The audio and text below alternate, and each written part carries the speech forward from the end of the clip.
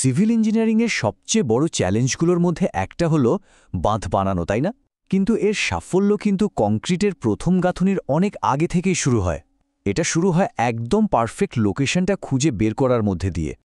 ভাবুন তো, একটা বাঁধের জন্য সঠিক জায়গা খোঁজাটা অনেকটা অ্যারেঞ্জড ম্যারেজের মতো। এটা তো একটা সারা জীবনের সম্পর্ক। তাই নদীর সাথে এ বন্ধনে বাঁধার আগে তার উপত্যকার চরিত্র, তার শক্তি, তার দুর্বলতা এ সব কিছু খুঁটিয়ে দেখাটা ভীষণ জরুরি, যাতে এই জুটিটা শুধু মজবুতই না, বরং প্রজন্মে পর প্রজন্ম ধরে টিকে থাকে। তো এই সাইট সিলেকশনের পুরো ব্যাপারটা আসলে একটা 3 পর্বের গোয়েন্দা গল্পের মতো। আমরা প্রথমে একটা বড় ছবি থেকে শুরু করে ধীরে ধীরে একদম মাইক্রোস্কোপিক লেভেলে যাব মাটির তলার সমস্ত রহস্য খুঁজে বের করতে।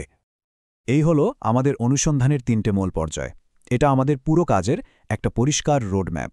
আচ্ছা, চলুন তাহলে এর গভীরে ঢোকা যাক। কি বলেন? প্রথম ধাপটা হলো দূর থেকে জায়গাটা জরিপ করা, অনেকটা পাখির চোখে দেখার মতো। আমরা এমন কিছু লক্ষণ খুঁজি যা আশা জাগায়। যেমন ধরুন, একটা সরু উপত্যকা যার দুপাশের পাড় বেশ খাড়া আর মজবুত, এটা একটা কংক্রিট বাঁধের জন্য একদম আদর্শ। আবার উল্টো দিকে যদি উপত্যকাটা বেশ চড়া আর ঢালু হয়, তবে সেখানে হয়তো একটা আর্থফিল ড্যাম বেশি ভালো কাজ করবে। এই প্রথম দেখাতেই আমরা অনেক অনুপযুক্ত জায়গাকে লিস্ট থেকে বাদ দিয়ে দিই। এই পর্যায়টা অনেকটা এক্স-রে ভিশন ব্যবহার করার মতো। মানে আমরা মাটির নিচে লুকিয়ে থাকা সূত্রগুলো খোঁজার চেষ্টা করি।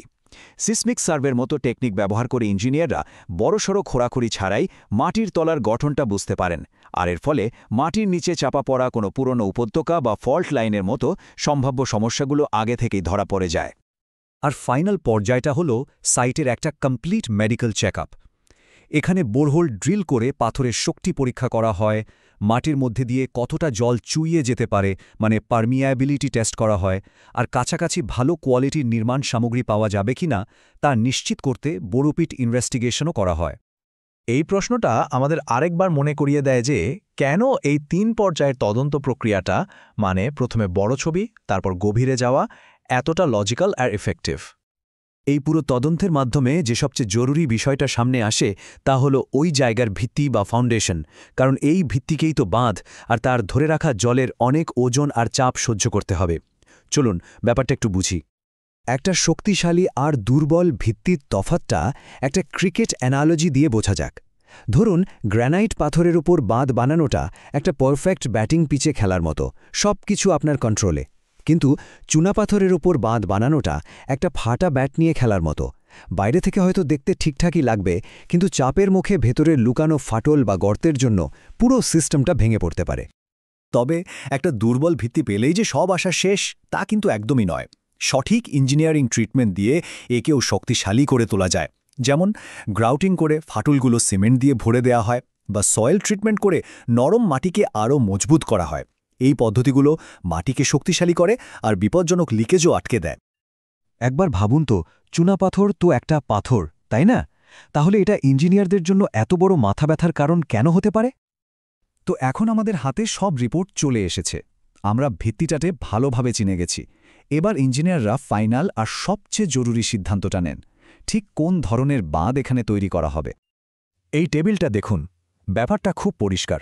যেখানে গ্রানাইটের মতো শক্তিশালী কঠিন শিলা আছে, সেখানে কংক্রিট গ্র্যাভিটি ড্যাম বা আর্চ ড্যাম বানানো যায়। আর যেখানে নরম পলিমাটি বা বালি, সেখানে আর্থফিল ড্যামই সেরা অপশন। মূল কথা হলো, সাইট নিজেই ইঞ্জিনিয়ারিং সলিউশনটা বলে দেয়, উল্টোটা নয়।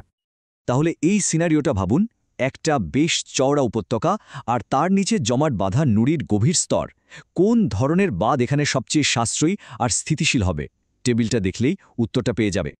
চলুন, এতক্ষণ যা যা আলোচনা হলো সেটাকে এক ঝলকে একটা সহজ কাঠামোতে দেখে নিই। পুরো প্রক্রিয়াটা একবার রিভিশন হয়ে যাক। এই পর্যায়গুলো মনে রাখার একটা খুব সহজ উপায় আছে, যাকে বলে RPD process. R for reconnaissance, P for preliminary আর D ফর ডিটেইলড। এই ক্রমটা নিশ্চিত করে যে আমরা সবসময় বড় ছবিটা থেকে শুরু করে ছোট ছোট ডিটেলসের দিকে এগোচ্ছি। তাহলে মূল কথাটা কি দাঁড়ালো? নিখুঁত বাঁধের জায়গা খুঁজে বের করতে হয়, এটা এমনি এমনি পাওয়া যায় না। আর এর জন্য RPD প্রসেসটা ফলো করা জরুরি। মনে রাখতে হবে, ফাউন্ডেশনের চরিত্রই বলে দেয় বাঁধের ডিজাইন কেমন হবে। আর সবথেকে বড় কথা, এটা শুধু কংক্রিট আর স্টিলের গল্প নয়, এটা প্রকৃতিকে বোঝা আর সম্মান করার গল্প। সবশেষে চলুন একটু ভবিষ্যতের দিকে তাকাই আর দেখি কেন এই বেসিক জ্ঞানটা আজকের দিনেও এত বেশি প্রাসঙ্গিক। একটা খুব সুন্দর কথা আছে, সেরা ইঞ্জিনিয়াররা কংক্রিট দিয়ে নির্মাণ করেন না, তারা নির্মাণ করেন জ্ঞান দিয়ে। এই কথাটা জোর দিয়ে বলে যে মহান ইঞ্জিনিয়ারিংয়ের আসল উপাদান হল গভীর বোঝাপড়া আর সতর্ক পরিকল্পনা। এই জ্ঞানটাই কিন্তু ভবিষ্যতের ইনোভেশনের আসল ভিত। ভাবুন, আজকের দিনে এআই বা মেশিন লার্নিং বিশাল পরিমাণ জিওলজিক্যাল ডেটা বিশ্লেষণ করে এমন সব প্যাটার্ন খুঁজে বের করতে পারে যা হয়তো মানুষের চোখে সহজে ধরা পড়ত না। মানে এই গোয়েন্দার কাজটা এখন আরও স্মার্ট আর নিখুঁত হয়ে উঠছে। জলবায়ু পরিবর্তনের এই সময়ে জল ব্যবস্থাপনা আর ক্লিন এনার্জির জন্য সঠিকভাবে তৈরি করা বাঁধগুলো ভীষণ জরুরি।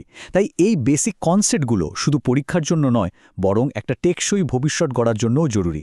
একবার ভাবুন তো, এই জ্ঞানের সাথে নতুন প্রযুক্তিকে জুড়ে আমরা ভবিষ্যতের চ্যালেঞ্জগুলোকে কিভাবে সমাধান করতে পারি।